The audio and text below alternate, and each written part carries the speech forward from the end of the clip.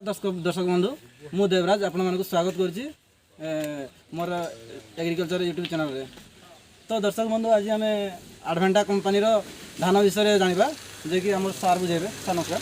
नमस्कार, जय जगन्नाथ। आडभंटा कंपनी होची आमर विश्व रे 66टा देश तार बिहन दिया होची धान, मक्का, गहम, बाजरा। ओडिशा रे मध्य तार आधिपत्य विस्तार करिछि। धान क्षेत्र में सर्वश्रेष्ठ स्थान अधिकार करिछि। ए वर्ष मध्य ढेंकानाल कामाख्या नगर रे जने चाषी गोटे एकर 42 क्विंटाल धान उत्पादन करी आज आडभांटार ना को विशेष कर आडभांटा कंपनी 837 प्लस धान को से आज स्वर्ण अक्षर लिखिं।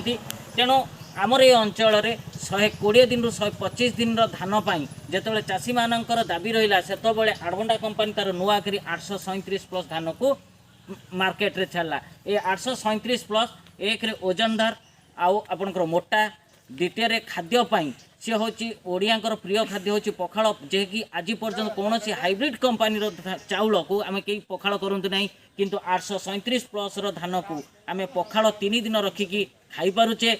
द्वितीय जिनस यार ओजन अधिका और पिल अधिका, धान केंडार लंब अधिका आ धान संख्या 450 जितेबाला अधिका रोचे से चाषी भाई मानकर बहुत आदृत होती। तेणु सबू चाषी भाई मानक आम विशेषकर अनुरोध करूँ गोटे थर पर ये आडभांटा कंपनी धान को जदि से चाष कर लाभरू लाभ अधिक पाँच से आडभांटा कंपनी सबुबले कहे आडभांटा धान बनाए धनवान।